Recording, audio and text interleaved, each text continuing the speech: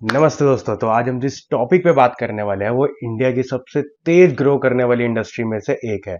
और आपने भी इंस्टाग्राम स्क्रॉल करते हुए एक बार जरूर सोचा होगा। क्यों ना एक स्किन केयर ब्रांड शुरू किया जाए। जी हाँ, और हमारे काफी सारे व्यूअर्स ने भी कमेंट करके हमें कहा था कि इस टॉपिक पर एक वीडियो बनाई जाए। तो आगे हम अपना एक नया पॉडकास्ट लेके जिसमें हमारे साथ जुड़ने वाले हैं मिस्टर जतिन, जो खुद का एक ब्यूटी ब्रांड स्टार्ट करना चाहते हैं, लेकिन शुरू कहाँ से करें वो मुझे भी नहीं समझ में आता। तो वही समझने के लिए आज की वीडियो में हम बात करने वाले हैं कि क्या हमारा बजट होना चाहिए, आपकी पैकेजिंग कैसे होनी चाहिए, जीडीएम स्ट्रेटेजी क्या हो सकती है और कैसे इस बिजनेस को स्टार्ट किया जाए। उन सारी चीजों पर आज हम बात करने वाले हैं। अच्छा सर, आपको पता है कि एक ब्यूटी केयर मार्केट जो इंडिया में है उसकी वैल्यूएशन अराउंड 21 बिलियन डॉलर के आसपास की है। तो लगभग 1,85,000 करोड़ की मार्केट है सिर्फ इंडिया के अंदर। मतलब अगर इसका एक छोटा सा टुकड़ा भी मुझे मिल जाए ना तो बस मेरी लाइफ तो सेट है। वो टुकड़ा ही तो सबको चाहिए। और इसका ग्रोथ रेट भी ना काफी सही है। सिर्फ लास्ट ईयर में 2024 में 39% की ग्रोथ रेट से ये ग्रो किया है। हाँ, मार्केट में ऑलमोस्ट एवरी वीक एक नया प्रोडक्ट लॉन्च हो रहा है। कभी सीरम, क्रीम, हेयर केयर, आप देख ही रहे हो, कुछ ना कुछ आता जा रहा है मार्केट में। इनोवेशन तो काफी तेजी से हो रहा है इस मार्केट में। इसलिए मार्केट में अभी के लिए अगर आपको एंटर करना है तो आपको कोई एक नीश या सब नीश पर आपको काम करना पड़ेगा। तभी आप इसमें मार्केट में अच्छे से एंटर कर पाओगे। मेन नीश तो आपकी होगी जैसे कि स्किन केयर हो गया, हेयर केयर हो गया या फिर मेंस ग्रूमिंग हो गया, मेकअप प्रोडक्ट्स हो गए। इसमें से कोई भी आप एक नीश को पकड़ सकते हो और उसके अराउंड आप बिजनेस शुरू कर सकते हो। हाँ, अगर आप सब कुछ एक साथ करने जाओगे ना तो आज की मार्केट में सरवाइव करना बहुत मुश्किल है। ये तो एग्जैक्टली और मैंने देख शुरू लिया। करने के लिए आपको एक नीश का भी सब नीश पकड़ना चाहिए। बेसिकली आपको एक प्रॉब्लम ढूंढो अपनी नीश के अंदर और उस प्रॉब्लम का एक सोल्यूशन लेकर आओ। फॉर एग्जांपल, अगर आप हेयर केयर के अराउंड एक प्रोडक्ट बनाना चाहते हो तो आप हेयर केयर के अंदर आप लाइक डेंड्रफ का सोल्यूशन निकाल सकते हो। और स्किन केयर में आप जैसे एक्ने का आपने एक सोल्यूशन निकाला और उस सोल्यूशन को मार्केट में लेकर आप आ गए। उसके अराउंड आपने ट्रस्ट बिल्ड किया, उसके अराउंड आपने अपना ब्रांड बनाया और बाद में जाके आपको सिर्फ उसे एक्सपेंड हाँ, करना है। काफी सारे ब्रांड्स ऐसे ही कर रहे हैं। शुगर कॉस्मेटिक्स ने इनिशियली जब स्टार्ट किया था तो लॉन्ग लास्टिंग मैट लिपस्टिक्स पे उन्होंने फोकस किया। और जब उनकी वो वाली प्रोडक्ट लाइन हिट कर गई तो उन्होंने बाकी प्रोडक्ट्स भी लाए, अपने एसक्यूज को एक्सपेंड किया और धीरे धीरे करके आज अपने ब्रांड बनाए। और आज सब जानते हैं भाई शुगर कॉस्मेटिक्स क्या है। हाँ, जब आपका एक राइट। हीरो प्रोडक्ट बन जाता है ना, उस एक प्रोडक्ट को बनाने में जो आपने अपना 100% फोकस लगाया है, अब उसके बाद क्या होता है, एक तो वो प्रोडक्ट बढ़िया निकलता है, मार्केट में आपका ट्रस्ट अच्छा बनता है। अब आपको सिर्फ अपने ब्रांड को एक्सपेंड करना, उसमें और प्रोडक्ट्स को लेकर आना और धीरे धीरे उसको एक्सपेंशन की तरफ लेके जाना है। तो काफ़ी ईजी हो जाता है उसको एक्सपेंड करना, क्योंकि आपकी मार्केट वैल्यू ऑलरेडी बनी हुई होती है। हाँ, पहले मुझे लगता था कि 8-10 प्रोडक्ट एक साल लॉन्च कर देंगे तभी लोग तुम्हें सीरियस लेना शुरू हो गए। एक एक प्रोडक्ट लॉन्च करोगे तो कोई सीरियस नहीं लेगा। लेकिन ऐसा नहीं है, आप एक प्रोडक्ट से भी मार्केट कैप्चर कर सकते हो, फिर धीरे धीरे उसे एक्सपेंड करते जाओ। लेकिन वो एक प्रोडक्ट भी क्या होगा, उसके लिए आपको अपने दोस्तों से, पड़ोसियों से, रिश्तेदारों से जाके बात करनी पड़ेगी और पब्लिक में आपको पूछना पड़ेगा कि उनको क्या प्रॉब्लम्स है, ताकि आप उन प्रॉब्लम्स का सोल्यूशन निकाल सको। आई नो ये थोड़ा सा अजीब सा लगता है जाके लोगों से पूछना कि यार क्या प्रॉब्लम्स एंड ऑल। बट अगर आपको अपना बिजनेस शुरू करना है, ये या कोई भी अगर आपको बिजनेस करना है, तो आपको ये सारे सर्वे करने पड़ेंगे और आपको अपनी शर्म थोड़ी सी साइड पर रख के ये सारी चीज़ें आपको करनी पड़ेंगी। हाँ, और आप गूगल फॉर्म पर भी तो सर्वे बना के ये हाँ, चीज़ वो शुरू भी कर किया जा सकते हो। सकता लाइक है, लोगों वो से भी एक आप सही सजेशंस तरीका है। ले सकते हो, एक सर्वे बना लो गूगल फॉर्म में, वो आगे भेजना शुरू कर सकते हो। ठीक है, मान लो मेरे को एक प्रॉब्लम समझ में आ गई कि मुझे इस पर्टिकुलर प्रॉब्लम का सोल्यूशन निकालना है। अब उसके लिए मुझे रिसर्च करना पड़ेगा और कुछ फॉर्मूलाज निकालने पड़ेंगे जो उस पर्टिकुलर प्रॉब्लम को सबसे आसान तरीके से सॉल्व कर सके। लेकिन मैं वो सोल्यूशन बनाऊंगा कैसे? उसके लिए तो मुझे साइंटिस्ट चाहिए होगा। हाँ, और मार्केट में काफ़ी सारे प्राइवेट लेवल या वाइट लेवल लैब्स है जो आपको ऑलमोस्ट सभी प्रॉब्लम का सॉल्यूशन बना के दे देती है। उनके पास ऑलरेडी बने हुए फॉर्मूलाज है। अगर आपके पास कोई, आपने अपनी साइड से रिसर्च किया है और आपके पास कुछ एडिशंस है उसमें करने के लिए, तो आप उन लैब्स को बोल के वो एडिशन भी उसमें करवा सकते हो और अपने हिसाब से एक फॉर्मूला बनवा सकते हो जो कस्टमाइजेबल आपके हिसाब से रहेगा। अब ये वाइट लेवल लैब्स आपको ऐसे ढूंढनी है जिसका एमओक्यू सबसे कम हो, फास्टेस्ट डिलीवरी हो, और अगर आपके पास अच्छी खासी कैपिटल हो तो आप इन हाउस भी कर सकते हो। उसमें आपका कंट्रोल रहता है प्रोडक्ट पर कि आपको किस तरह की चीज़ें ऐड करनी है, क्वालिटी कैसे आप इन्हांस करनी है। उस पर आपका काफ़ी अच्छा खासा कंट्रोल रहता है। बाकी एमवीपी के लिए तो आई थिंक आपको वाइट लेवल या फिर बिल्कुल प्राइवेट सही। लेवल के साथ ही जाना चाहिए, बाहर से ही अपना प्रोडक्ट बनाना चाहिए, क्योंकि स्टार्टिंग में भी आपको पहले अपना एक एमवीपी मार्केट में लाना पड़ेगा, देखना पड़ेगा कि वो कैसा रिस्पॉन्स कर रहा है।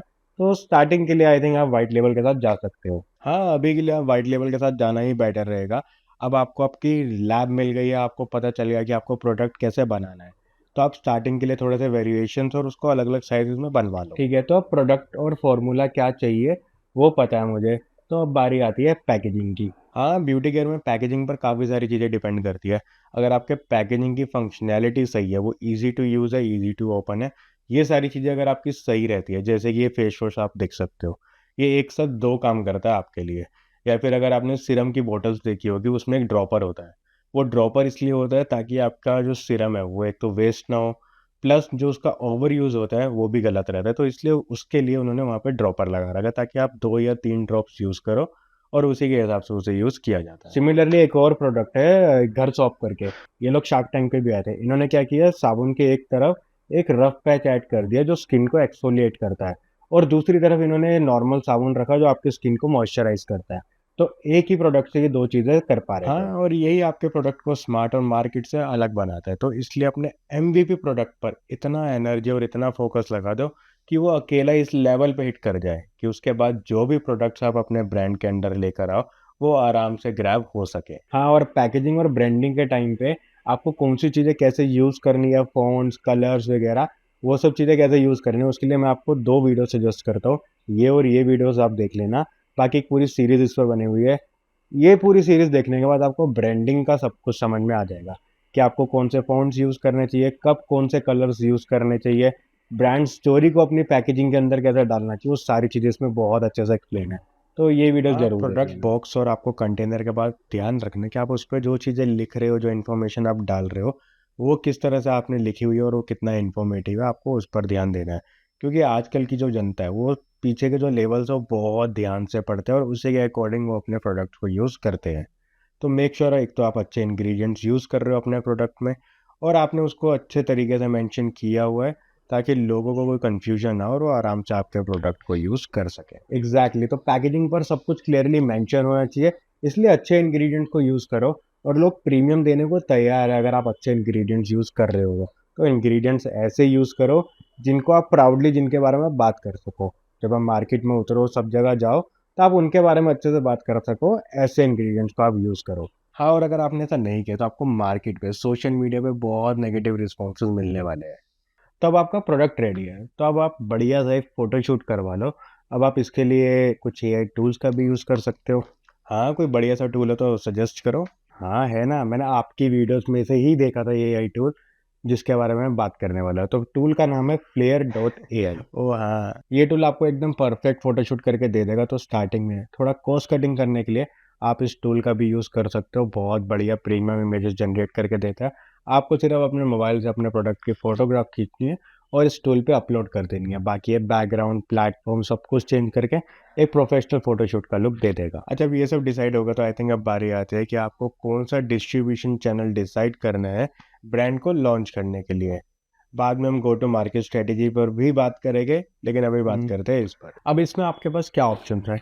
एक तो हो गया D2C मार्केट प्लेस, जैसे कि अमेजोन, फ्लिपकार्ट, या अपनी खुद की वेबसाइट बना के भी आप शुरू कर सकते हो। और दूसरा होता है ऑफलाइन पे डिस्ट्रीब्यूशन सेटअप करना, जो कि थोड़ा मुश्किल होता है कंपैरेटिवली, लेकिन लॉन्ग टर्म में अगर आपने ये क्रैक कर लिया तो आपको काफ़ी हेल्प करता है। बट स्टार्टिंग के लिए आप ऑनलाइन के साथ जा सकते हो। हाँ, और तीसरा होता है कि आप डायरेक्ट सैलून्स वगैरह के साथ टाई अप करके उन्हें अपने प्रोडक्ट्स अवेलेबल कराना। But out of all these three, मैं सजेस्ट करूँगा कि आप D2C के साथ जाओ स्टार्टिंग में, जो कि ईजी टू एक्सपेंड और ईजी टू स्टार्ट है राइट नाउ। हाँ, और शॉपिफाई दुकान जैसे प्लेटफॉर्म पर आप अपनी एक वेबसाइट बनाओ और वहीं पे अपने सारे प्रोडक्ट्स को ऐड कर दो। उनकी प्राइसिंग, उनके इंग्रेडिएंट्स, बेनिफिट्स वगैरह, वो सब चीज़ें आप वहीं पर लिस्ट कर सकते हो आराम से। तो वो सारी चीज़ें आप वहीं पर ऐड कर। हाँ, और साथ ही साथ अमेजोन और फ्लिपकार्ट पर भी लिस्ट कर दो अपने प्रोडक्ट को, ताकि यूज़र के लिए ईजी हो जाए आपका प्रोडक्ट हर जगह पे मिलना। क्योंकि हर कोई आपकी वेबसाइट पे नहीं आ सकता और हर कोई कोई अमेज़न यूज़ करता है, कोई फ्लिपकार्ट यूज़ करता है, तो आपका प्रोडक्ट हर जगह अवेलेबल होना चाहिए। हाँ, लेकिन यूज़र को पता कैसे चलेगा कि आप मार्केट में एंटर कर चुके हो? तो नेक्स्ट स्टेप आता है कि आपकी गो टू मार्केट स्ट्रेटेजी कैसी होनी चाहिए। आजकल वैसे एक ट्रेंड चल रहा है जिसमें लोग लॉन्च करने से पहले ही इंस्टाग्राम, यूट्यूब वगैरह पर पहले से एक हाइप क्रिएट करना शुरू कर देते हैं, कुछ सस्पेंस छोड़ना शुरू कर देते हैं कि हम कुछ ऐसा प्रोडक्ट लॉन्च लेके आने वाले हैं। उससे क्या होता है, आपकी ऑडियंस ऑलरेडी आपसे कनेक्ट होना शुरू हो जाती है आपका प्रोडक्ट लॉन्च होने से पहले ही। हाँ, बट इन केस अगर आप ये नहीं कर पा रहे तो मैं आपको ऐसी 3 GTM स्ट्रेटेजी बताने वाला हूँ जो आपको काफ़ी हेल्प करेगी स्टार्टिंग में अपने प्रोडक्ट को लॉन्च करने के लिए। तो एक ब्यूटी ब्रांड को लॉन्च करने से पहले सबसे पहले अपने ब्रांड की अवेयरनेस पे आपको फोकस करना पड़ेगा, दुनिया में बताना पड़ेगा कि आपका ब्रांड भी एग्जिस्ट करता है। अब वो आप कैसे कर सकते हो? देखो, आपका सबसे बड़ा कंज्यूमर बेस है इंस्टाग्राम, नाइका, अमेजोन और यूट्यूब वगैरह पे। तो आपको सबसे पहले अपनी प्रेजेंस वहाँ पे अच्छे से बिल्ड करनी पड़ेगी। और आपको एक बड़ा सेलिब्रिटी हायर ना करो, उसकी जगह 50 माइक्रो इन्फ्लुएंसर्स को हायर करो जो अपने ऑडियंस को कन्विंस कर सके आपका प्रोडक्ट यूज़ करने के लिए। हाँ, शुगर ने भी मेकअप ब्लॉगर से शुरू किया था। एग्जैक्टली, तो आप ट्यूटोरियल जैसी वीडियोस बनवा सकते हो कि आपके प्रोडक्ट को कैसे यूज़ किया जाए। प्रोडक्ट रिव्यू के अराउंड आप रील्स बना सकते हो, लेकिन उससे पहले अपनी ऑनलाइन प्रेजेंस जरूर बना लेना है अमेजोन और नाइका वगैरह पे, ताकि लोगों को पता रहे कि आपका प्रोडक्ट कहाँ से खरीदना है। हाँ, और ऐसे यूजीसी कैंपेन्स रन करने से एक ट्रस्ट भी बिल्ड होता है। हाँ, और एक और एआई टूल है जो आपको बहुत बढ़िया एकदम रियलिस्टिक लेवल पे आपको यूजीसी कंटेंट बना के दे देगा। उस टूल का नाम है creatify.ai। आप एक बार यूज़ करके देखना, कमेंट सेक्शन में बताओ कि वो आपको कैसा लगता है। तो ये तो हो गई पहली स्ट्रेटेजी। अब दूसरी जो है वो हम ऑफलाइन करने वाले हैं। अच्छा, वो कैसे? तो जब आप ब्यूटी ब्रांड से रिलेटेड कुछ भी लॉन्च करते हो तो वो तभी बिकता है जब आपके ऊपर लोग ट्रस्ट करते हैं। और इंडिया में आज भी 65% से ज़्यादा ब्यूटी प्रोडक्ट्स ऑफलाइन खरीदे जाते हैं।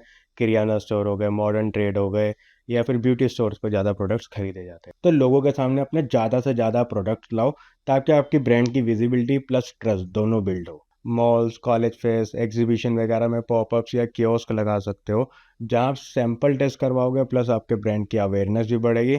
और उसके अलावा आप सैलून्स या स्पा वगैरह में भी सैंपल्स प्रोवाइड करा सकते हो, वहाँ से आपको अच्छा खासा फीडबैक मिलेगा, जहाँ से आप करेक्ट करके अपने प्रोडक्ट को और एनहांस कर सकते हो। हाँ, और आई थिंक इंडिया में जो दिखता है वो और ज़्यादा जल्दी बिकता है, क्योंकि इंडिया में आज भी ना लोग पहले स्टोर्स में जाके एक्सपीरियंस करना पसंद करते हैं, जो कि सही भी है यार। ऑनलाइन देखो हज़ारों ब्रांड्स हैं, अब आप किस पे ट्रस्ट कर सकते हो किस पे नहीं, उसे फिगर आउट करना बहुत मुश्किल है।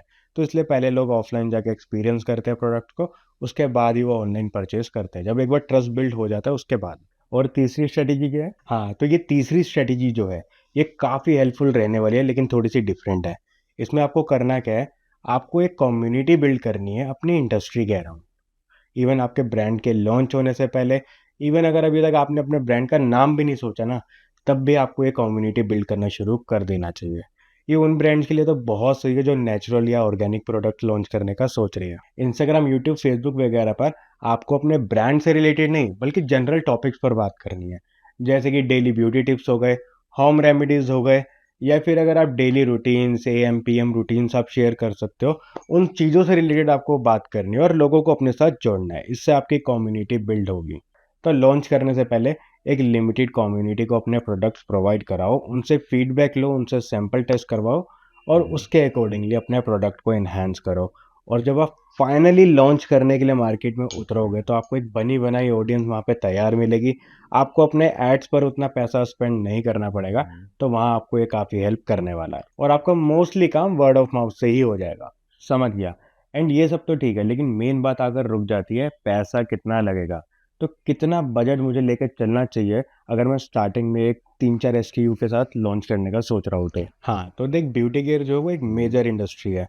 उसके अंदर अलग अलग सब कैटेगरीज आती है, जैसे कि makeup, hair care, skin care, men's grooming, ऐसी बहुत सारी है। तो उनमें से किसी एक चीज़ का एग्जांपल लेके चलते हैं। तो एक स्किन केयर ब्रांड को लॉन्च करने का क्या बजट हो सकता है? ठीक है, अगर मैं स्टार्टिंग के लिए 3 SKUs लेके चलूँ, ठीक है, और MOQ रखते हैं 1000 पीसेस पर SKU, तो सबसे पहला आपका जो खर्चा होने वाला है वो होगा R&D के ऊपर, जिसमें आपको सैंपल्स बनवाने पड़ेंगे, उन्हें टेस्ट करने पड़ेंगे, जो मोटा मोटा 80,000 के अराउंड हो जाता है, अगर आपको इसके बारे में कुछ नहीं पता इस इंडस्ट्री के बारे में, और आपके पास खुद का कोई सोल्यूशन नहीं है, तो आपका 80,000 के आसपास का पड़ेगा।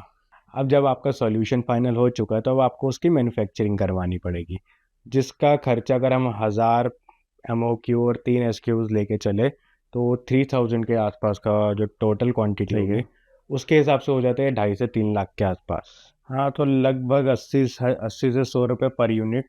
चलो 2,80,000 लेके चलते हैं अभी के हिसाब से। एक मिड लेवल की पैकेजिंग आपकी पड़ेगी 25 से 30 रुपये। बाकी आप कितना क्रिएटिव हो सकते हो वो आपके ऊपर डिपेंड करता है। ठीक है, तो उसके हिसाब से 80,000 लेके चलते हैं। डिज़ाइन और ब्रांडिंग जो सबसे ज़रूरी मतलब रोल प्ले करते हैं किसी भी ब्रांड के लिए, अगर आप कोई भी ब्रांड बनाने जा रहे हो तो उसका कॉस्ट लेके चलते हैं स्टार्टिंग के लिए 60,000 रुपये के आसपास।